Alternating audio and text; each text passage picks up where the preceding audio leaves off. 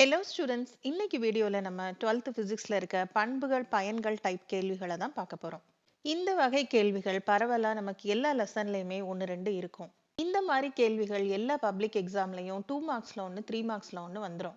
இது March 2025 question paper. இதுல 2 மார்க்ஸ்ல பாருங்க 18வது கேள்வி சைக்ளோட்ரானின் வரம்புகள். அதே மாதிரி 3 மார்க்ஸ்ல பாருங்க 29வது கேள்வி மின்காந்த அலைகளின் பண்புகள். அதனால நம்ம இந்த மாதிரி கேள்விகளை கண்டிப்பா மிஸ் பண்ணாம படிச்சிடணும். இதுலயே நமக்கு 5 மார்க்ஸ் வந்துடும். இந்த வீடியோல நம்ம பாடம் 1ல இருந்து 11 வரைக்கும் என்னென்ன பண்புகள் பயன்கள் கேள்விகள் இருக்குன்னு தான் பார்க்க போறோம். ஃபர்ஸ்ட் பாடம் மின்புல கோடுகளின் பண்புகள் மின்தேக்கியின் பயன்கள். இதுல இத்தனை பாயிண்ட்ஸ் எழுதணுங்கிற அவசியம் இல்லை. ஈஸியா இருக்க ஏதாவது 3 பாயிண்ட்ஸை படிச்சுக்கிட்டா போதும். அடுத்து 2வது பாடம் சீபக் விளைவின் பயன்பாடுகள். மின் சூடேற்றியில் நிக்ரோம் பயன்படுத்தப்படுவது ஏன்.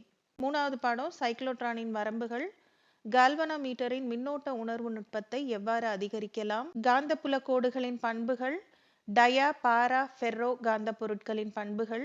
4வது பாடம் தூண்டப்பட்ட மின்னியக்கு விசையை உருவாக்கும் வழிகள். 5வது பாடம் மின்காந்த அலையின் பண்புகள். அகசிவப்பு கதிர்களின் பயன்கள் புற ஊதா கதிர்களின் பயன்கள். இந்த பாடத்துல இந்த 2 விதமான கதிர்கள் மட்டும் இல்ல, ரேடியோ அலைகள் மைக்ரோ அலைகள்னு 7 விதமான கதிர்கள் இருக்கு. இந்த 7 கதிர்களுக்குமே நம்ம பயன்கள் படிச்சுக்கணும். 6வது பாடம் முழு அக எதிரொலிப்புக்கான நிபந்தனைகள் யாவை.